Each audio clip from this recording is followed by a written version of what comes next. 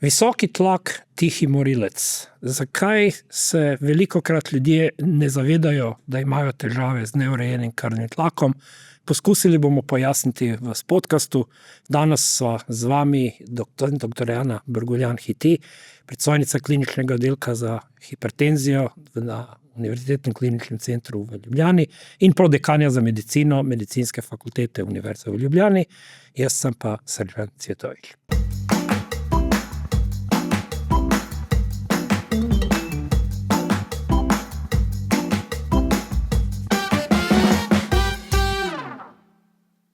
Dober dan. Dober dan. Torej, visoki tlak, tihi morilec. Zakaj? Zato, ker deluje tiho, bi človek rekel. Ker v tistem času, ko krvni tlak začne delovati na naše telo, ga v bistvu človek kot tak ne zazna. Res je, da je seveda odvisno od vsakega posameznika, kako bo odreagiral, in simptomi, ki bi pokazali, da ima nekdo visok krvni tlak, so zelo blagi ali nikakršni. In zaradi tega v bistvu na nek ta tihi način delujejo na telo, na vse naše telo, tako ožilje in pa vse naše organe, kot so srce, možgani, ledvica, in na ta način počasi ukvarjajo te naše organe. Ko pa pride do stopnje, da povzroči na teh ciljnih organih neke drastične spremembe, tako kot so to miokardis, prav srčni infarkt v bistvu v možganih, možganski infarkt, odpoved ledvic, odpoved srca, takrat se pa šele velikokrat ljudje začnejo tega zavedati, ampak žal takrat bi človek rekel prepozno, oziroma bolje bi bilo, ko bi to spoznali prej, ko bi lahko krvni tlak zdravili in s tem potem tudi normalno živeli in ne doživeli teh drastičnih stvari, ki bi se lahko zgodile, če je krvni tlak nezdravljen. In ena izmed najpomembnejših stvari, ki se jih vsi najbolj bojimo, je možganska kap. Takrat postanemo odvisni od soljudi in naše življenje se res močno spremeni. Ko pride do končne odpovedi ledvic, gremo na dializo in smo spet tam v bistvu vezani na te dializne procese in to v bistvu življenje ni več tisto, ki si ga nekdo želi. Torej, iz tega bi lahko sklepali, da je v javnosti ogromno ljudi, ki imajo to težavo, pa se ne zavedajo. Kako jo sploh lahko odkrijejo? Kaj morajo narediti, da ugotovijo, preden je prepozno? Ocenjujemo, da ima v Sloveniji približno 60% odraslih prebivalcev povišan krvni tlak. Veliko pa se jih ne zaveda oziroma ne ve, da ima povišan krvni tlak. Kako odkriti povišan krvni tlak? Čisto enostavno. Pomeriš krvni tlak, seveda na pravilen način, in na ta način vidiš, da so tvoje številke višje kot 140/90 mm živega srebra, in na ta način veš, da si bolj ogrožen kot običajna populacija in da je potrebno ta krvni tlak zdraviti.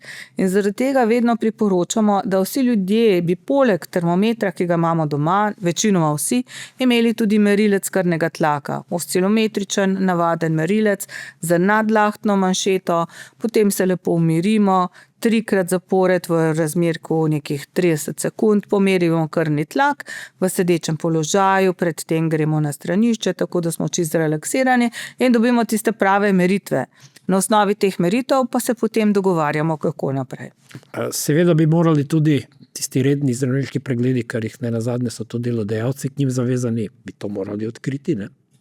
Ja, res je, ne. Čeprav v bistvu mislim, da moramo dvigniti zavest naših ljudi, zavest nas vseh, da sami tudi skrbimo za svoje zdravje, ne da to skrb prelagamo na zdravništvo, predlagamo na zdravstven kader, kajti mi sami smo odgovorni za svoje zdravje. In ena meritev je enostavna meritev in dejansko bi morali v tej smeri razmišljati. Res je, da imamo zdaj tudi veliko tako imenovanih referenčnih ambulant, kjer veliko ljudi tudi odkrijejo in jih potem seveda tudi naslovijo naprej. Imamo centre za krepitev zdravja, imamo veliko aktivnosti v zvezi z rehabilitacijami po različnih okvarah in tako naprej. In tudi tam se meri krvni tlak. Zato je pomembno, da si ne zatiskamo oči, da krvni tlak res pravilno izmerimo in na to pravilno ukrepamo.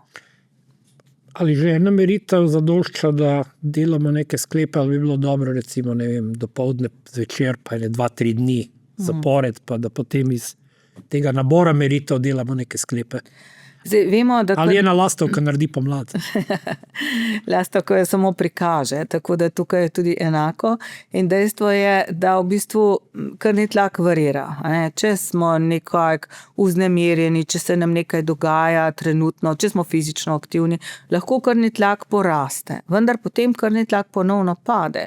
In zato samo ena meritev ni dovolj. Mi moramo krvni tlak spremljati čez določeno obdobje, zato poudarjamo te samomeritve krvnega tlaka in potem pač, ko vidimo, da je res čez določeno obdobje krvni tlak stalno povišan, takrat šele potem odreagiramo. In vemo, da so tudi variacije krvnega tlaka, kada so z letnim časom, po zimi so višje vrednosti, poleti pa se te vrednosti znižajo. Koliko te razlike lahko znašajo? Lahko je tudi nekih 20-30 mm živega srebra, odvisno, spet odvisno, kako človek odreagira, spet individualno vse pogojeno, tako kot reakcije so človekove individualno pogojene, kot tudi zdravljenje, ki ga moramo potem aplicirati in dajati. Več zdravnikov, ko vprašate, več različnih odgovorov dobite, kaj je normalna vrednost krvnega tlaka? Težko rečemo, kaj je normalna vrednost krvnega tlaka. Ljudje, različni organizmi mogoče. Ampak vedno vzamemo neko povprečje. Vemo, da obstaja Gaussova krivulja in da nad določeno vrednostjo se srčno-žilni dogodki povečajo. In videli smo res iz ogromno študij, da je to tista vrednost 140/90. In zaradi tega rečemo, da je to normalen krvni tlak. Se pravi, pod 140/90 je normalen, nad 140/90 pa ga je potrebno začeti zdraviti. Seveda so potem tudi načini zdravljenja različni in preden začnemo zdraviti, pa moramo biti prepričani, da je hipertenzija tudi opredeljena etiološko. Se pravi, da vemo, zakaj je nastala. Kajti imamo dve veliki skupini hipertenzije, se pravi, ena, ki ima določen vzrok, na osnovi katere se potem razvije, in druga, ki nima vzroka.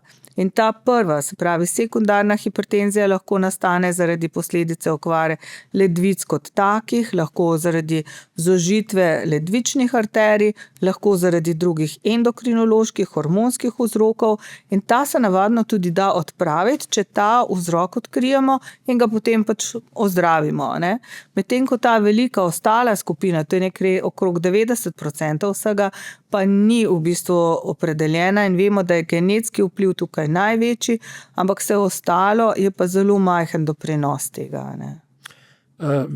Veliko vpliva tudi življenjski slog. Nekaj lahko, bomo rekli, tudi z načinom življenja lahko naredimo, da zmanjšamo tveganje, da bi imeli težave. Kaj nam glede tega lahko poveste? Res je, zelo velik procent v bistvu doprinese dedna nagnjenost k temu. Zaradi tega zdravniki tudi vedno sprašujemo, ali so imeli vaši starši povišan krvni tlak, kdo v družini povišan krvni tlak. To je v bistvu osnova. Potem je pa odvisno od tega, kako mi živimo, na kakšen način, in glede na to pa potem se hipertenzija lahko izrazi ali pa ne. In zdaj način življenja je pa seveda najpomembnejše, da pogledamo, kakšna je naša telesna teža. Če smo premočni, če smo predebeli, se krvni tlak dvigne. Pomembno je, da zmanjšamo vnos soli, da povečamo našo telesno fizično aktivnost, da zmanjšamo stres, kolikor je seveda mogoče, in pomembno je tudi zadostna količina spanja. Tudi tukaj velikokrat svalimo in ta količina spanja je velikokrat premajhna. Kaj bi pa tle bila neka optimalna vrednost? Rečemo tam nekje okrog 6-7 ur vsaj dnevno oziroma po noči, ampak spet tukaj težko definiramo. Od posameznika do posameznika. Tako, da se človek dobro počuti. Je pa tukaj še ena stvar, ki je pa pri hipertenziji pomembna, smrčanje. Smrčanje je lahko tudi vzrok nastanka hipertenzije in temu rečemo obstruktivna sleep apnea, in takrat zaradi povišanega pritiska pride pač zaradi smrčanja in tako imenovane sleep apnee, se pravi prenehanja dihanja, lahko pride do povišanega krvnega tlaka in to potem tudi zdravimo z tako imenovanimi CPAP maskami, ki jih ljudje potem dobijo in zatem s spanjem znižajo krvni tlak. Tako, to so v bistvu naprave, ki nek protitlak povišajo tlak, Tako. s katerim se to pač Odpirajo se te prehodi, ki tako smo dihalne poti Tako, in potem pač se smrčanje zmanjša. tako to, kakšni tudi pulmologi recimo diagnosticirajo. Ne, Ja, res je, tudi na tega tej je ravni zdaj- se to da Tega je zdaj odpraviti, kar ne. veliko. Ja. Dobro, še bomo govorili o visokem krvnem tlaku, ampak ne smemo zanemariti tudi tiste skupine ljudi, ki ima nizek tlak. Kaj lahko tem rečemo? Kaj je njihova težava, kako naj se oni s tem spopadajo, kako naj se lotijo, kaj bi bilo v njihovem življenju dobro spremeniti, če kaj. Takim ljudem rečemo, da bodo imeli dolgo, vendar mogoče nekoliko manj kvalitetno rečemo življenje. Ne? Včasih smo te oblike zdravili, vendar vidimo, da tega nekega učinka ni bilo. Zaradi tega v bistvu zdaj nekega medikamentoznega pravega zdravljenja nimamo. In v tem primeru seveda priporočamo obratne učinke, čim več v bistvu hoje, seveda ponovno fizična aktivnost in mogoče Ta je vedno dobra. Ta nikoli ni kontraindicirana. In pa je nekoliko več v bistvu slane hrane, ne. Mogoče malo soli, njim ki je pa veže, tako, bi bilo ki veže indicirano volumen in malo na bolj ta način. posoditi. Tako, ja. Tako da glede tega so lahko veseli. Skratka, ne rabijo, bom rekel, pretirano skrbeti, samo mogoče kakšen majhen ukrep več. Tako v tem morda. smislu, ja. Fizična aktivnost pa, kot ste rekli, je vedno dobrodošla. Ja. No, potem pridemo do teh, ki smo rekli, da imajo diagnosticiran visok tlak in v nekem trenutku se je verjetno treba odločiti za zdravljenje zdravili. Ne? Zakaj je velikokrat tako, da tisti, ki so na terapiji, morajo prejemati več kot eno zdravilo? Ta v bistvu tako imenovana primarna ali esencialna arterijska hipertenzija ima zelo veliko obrazov, zelo veliko etioloških vzrokov, ki lahko to povzročijo, ki se močno razlikujejo od posameznika do posameznika, mogoče jih je pri posameznem človeku tudi več. In zaradi tega je zelo pomembno, da v bistvu vplivamo na vse te vzroke, ker ne vemo točno natančno, kaj je pri posamezniku. Torej malo poskusa pa napake pri tem, ne? Dejstvo je, da v bistvu težko določimo, kaj pri vsakem posamezniku je tisti glavni vzrok in zaenkrat nimamo nekih testov, s katerimi bi lahko to opredelili in predvideli. In zaradi tega je treba v bistvu vplivati na več vzrokov in zaradi tega tudi priporočamo tako imenovano zdravljenje z fiksnimi odmerki zdravil. Se pravi, da imamo v eni tableti 2 komponenti zdravil, ki različno vplivata na telo in na ta način v bistvu vidimo, da ima človek lahko samo eno tableto, da ni treba, da se ljudje hranijo z ne vem koliko tabletami dnevno in na ta način v bistvu izboljšamo urejenost tlaka. Se zna recimo zgoditi, da neko zdravilo, ki pri eni osebi učinkuje, pri drugi ne bo naredilo nič, ali bo pa recimo kakšno drugo zdravilo toliko zbilo tlak, da bo ljudje padali v nezavest, to se lahko zgodi. Ne?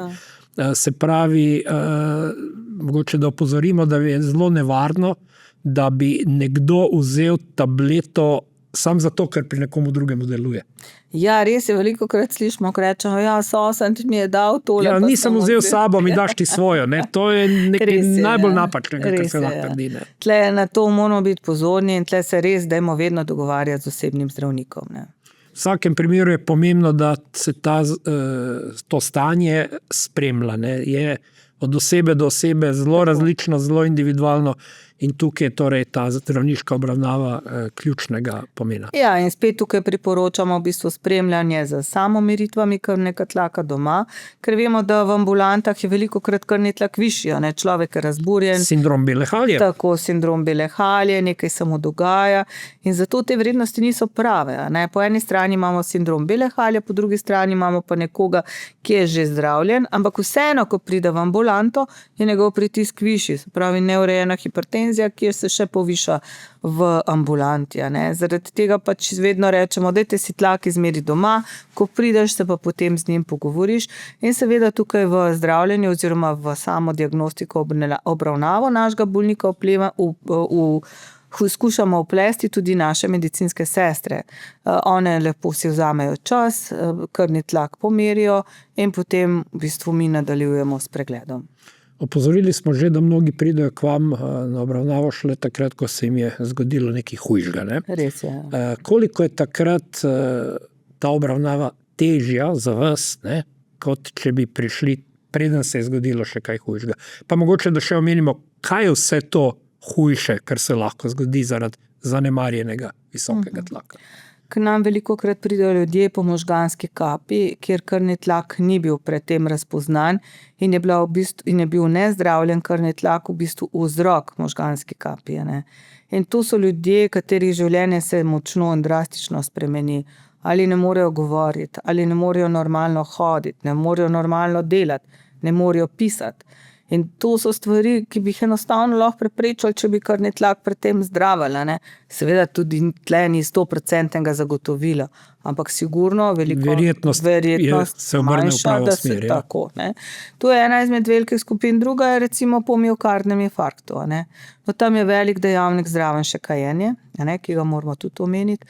In kajenje je v bistvu eden izmed dejavnikov, ki vemo, da res okvarja ožilje. In zato res priporočamo ljudem, da ne nehajo kaditi. In če nekdo doživi miokardni infarkt, pa ne neha kaditi, bo sigurno doživel še enega. Ne? Ker je ta vpliv na samo ožilje toliko močno, da v bistvu okvarja ožilje in potem lahko do tega pride. Ne? Druga stvar so tudi, da se ne smemo zadovoljiti samo pri krvnem tlaku, ampak moramo gledati tudi krvne maščobe in pa krvni sladkor.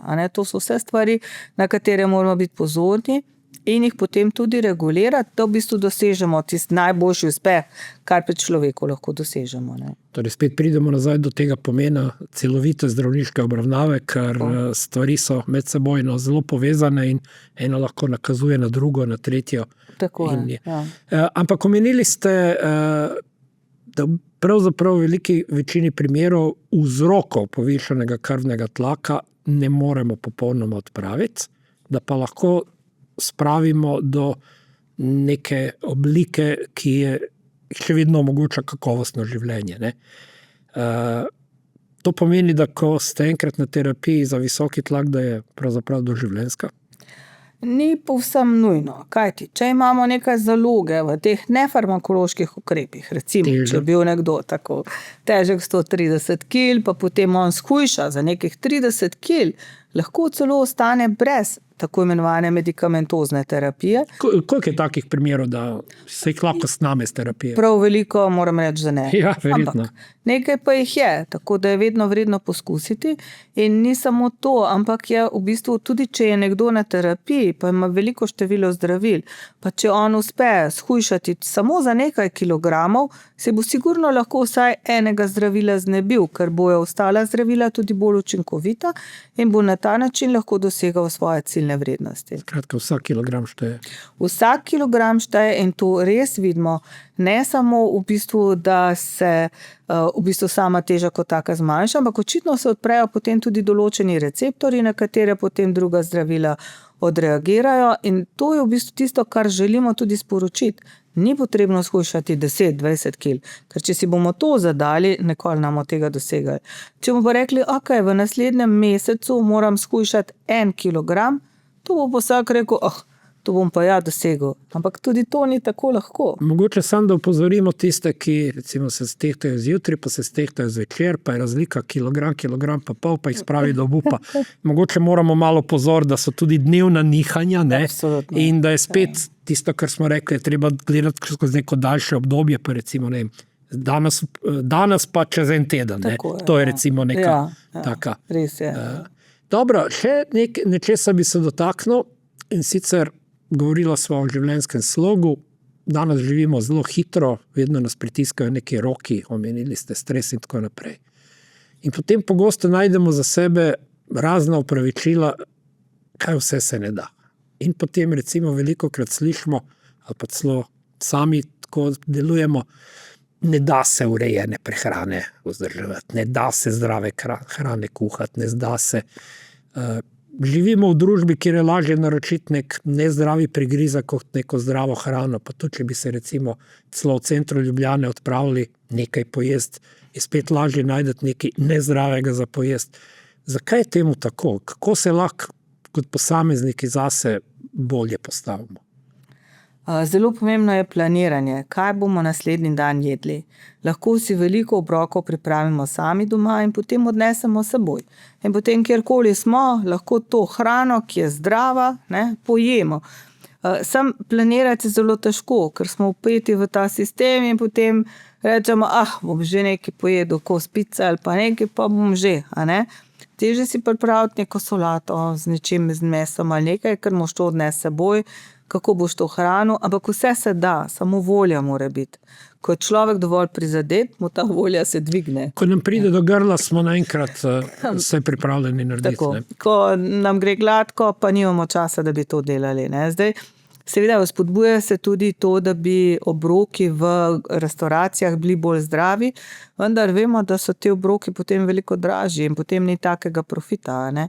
In zaradi tega, kar težimo, je tudi, da bi se zmanjšal vnos soli.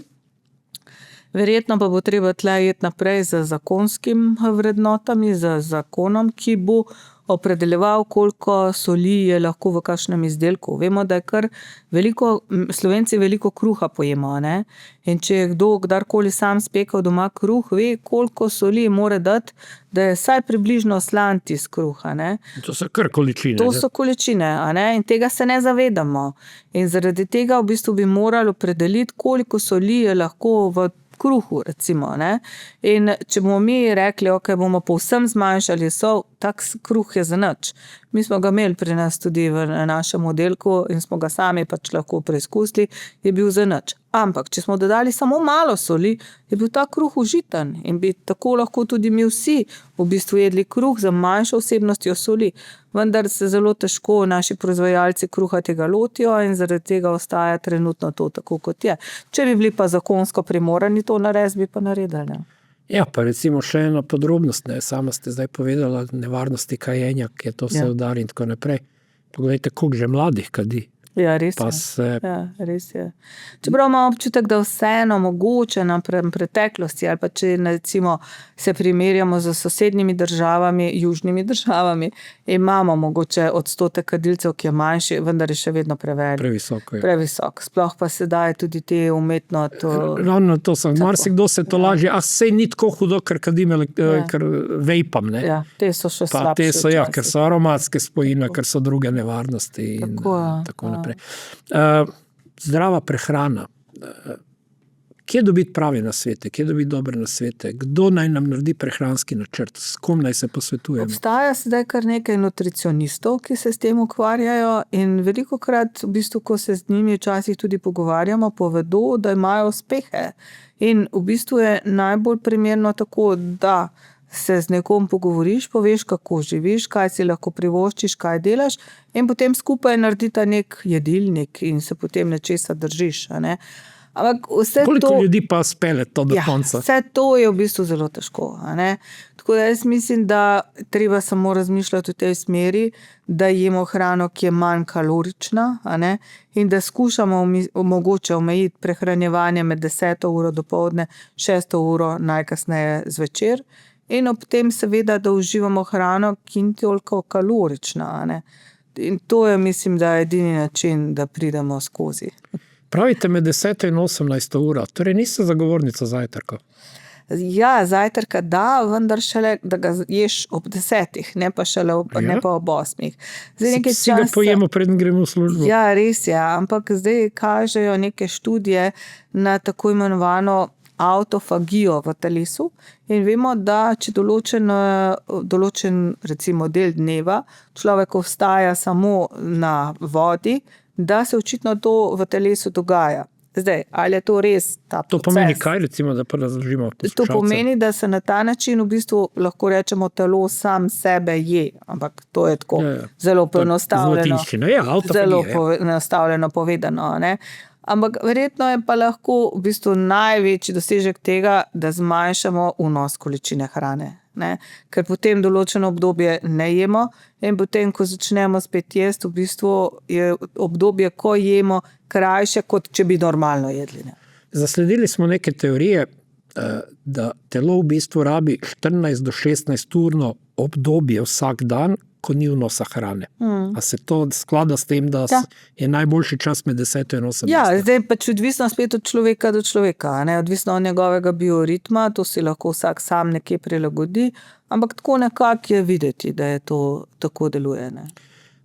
Govorila sva tudi o fizični dejavnosti, o gibanju, ali imamo tle neke vsaj okvirne smernice, kaj bi bil nek minimum, kar bi moral vsak vsakodnevno. Ja, če bi lahko bilo A idealno. je že hoja dovolj, a je treba anaerobno vsak dan, kaj je recimo tisti nek absolutni minimum, kar bi lahko rekli, no s tem si pa pomagate znižati tveganje. Lahko rečemo samo, kakršno koli gibanje je dobro. Vse je boljše kot nič. Vse je boljše kot nič. Ampak kaj je minimum? Najboljše je, če lahko kombiniramo vse te aktivnosti, tako aerobne kot anaerobne. Če lahko hodimo vsaj pol ure na dan, je to že nekaj.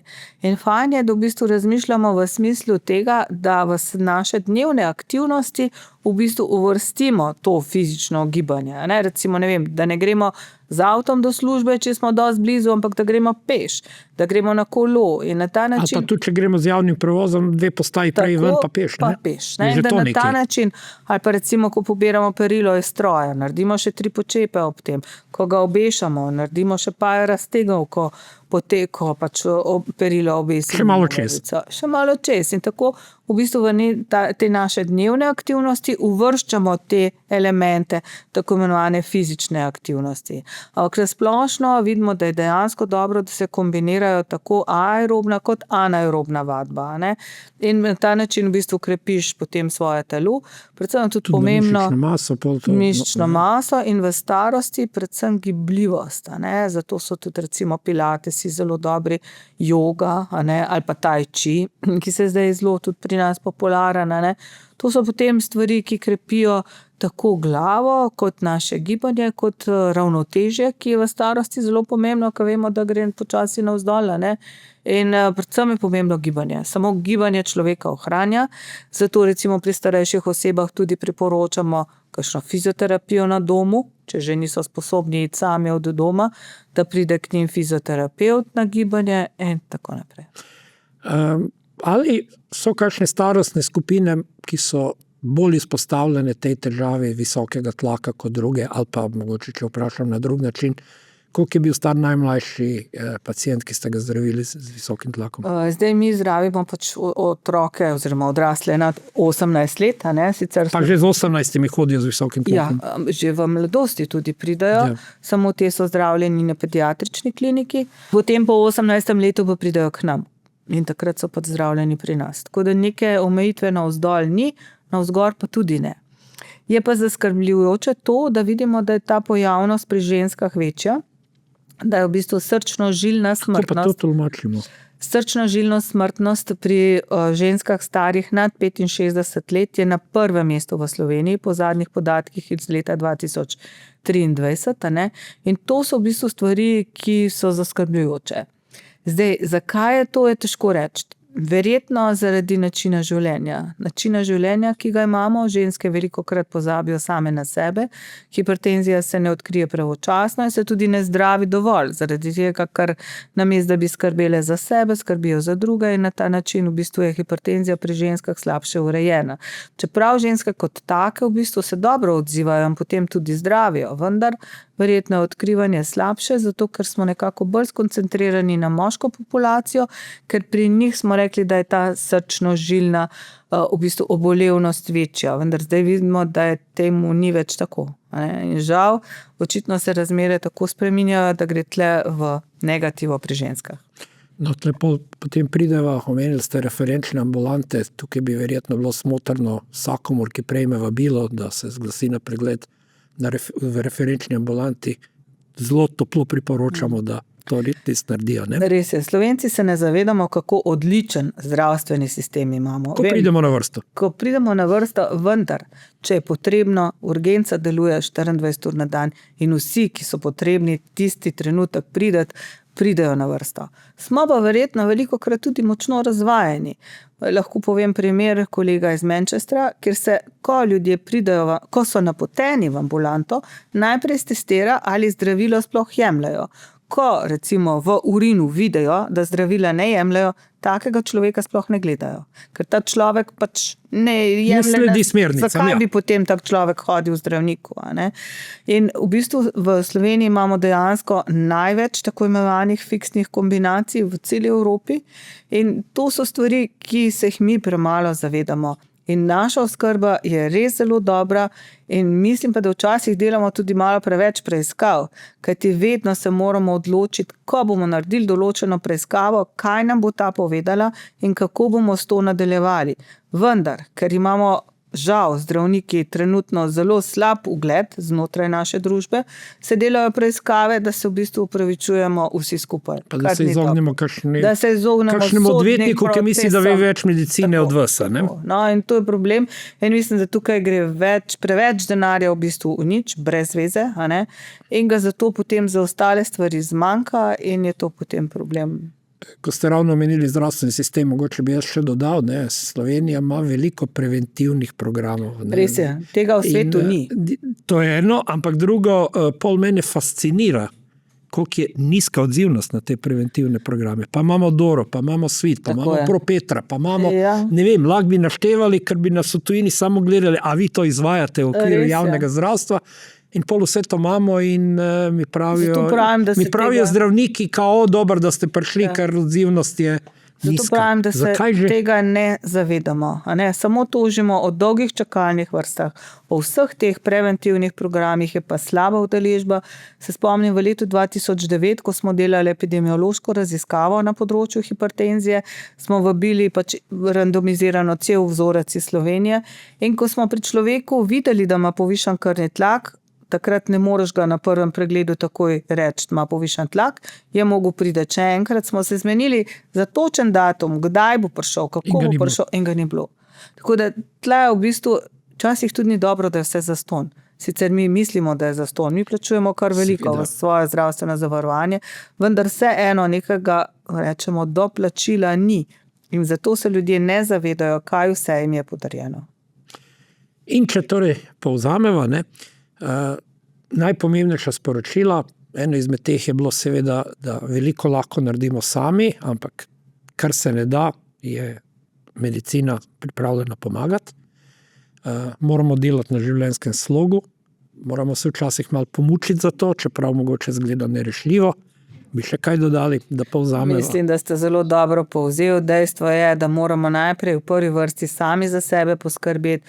Dejstvo je, da je prav, da bi imel vsak človek svojega osebnega zdravnika, s katerim bi se lahko pogovarjal o tem. Pa 140,000 ljudi ga v Sloveniji baje nima. Tako, žal je temu tako. Jaz upam, da se bodo stvari spremenile. Vendar verjetno bo treba zaposliti dodatno še kakšne zdravnike, kajti sedaj očitno pa v družinsko medicino se redko kdo odloča zadnje čase. Ja, čeprav se mi zdi, da sedaj z določeno finančno injekcijo, bi temu rekli, so se stvari nekoliko popravile, tako da v bistvu mnogi so se odločali za razne dermatologije, ortopedije, tam, kjer je poslovna priložnost večja. Ne? Mehanizem je jasen, kako bi lahko številke povečali, samo pač treba v tem smislu razmišljati. Predvsem pa mislim, da je treba razmišljati tudi v smislu, da se obstoječe bolnice lahko prostorsko popravijo in tudi okrepijo. Recimo konkretno naša bolnica, dr. Petra Držaja, je v kriminalnem stanju, če pogledate našo fasado, če pogledate naš rolet in vse ostalo in okna, ker nam vse bo se odpiha, kakšne so naše postelje. Mislim, da premalo vlagamo tudi v ta del. In ko se sprašujemo, zakaj ljudje bežijo, zakaj ne delajo v zdravstvu, so pogoji dela definitivno tisti, ki veliko pri tem doprimorejo. In žal pogoji dela pri nas niso takšni, kot bi si jih želeli, da so. Dobro. Vendar vseeno, delamo v najboljše za naše ljudi, upamo, da jim pri tem seveda veliko pomagamo, da jim prihranimo vse te možnosti, ki bi jih lahko doletele in zato pač sam rečemo, pomerite si krvni tlak, spoznajte svoje številke, naj bodo pod 140/90 in sigurno jih bomo skupaj lahko dosegli.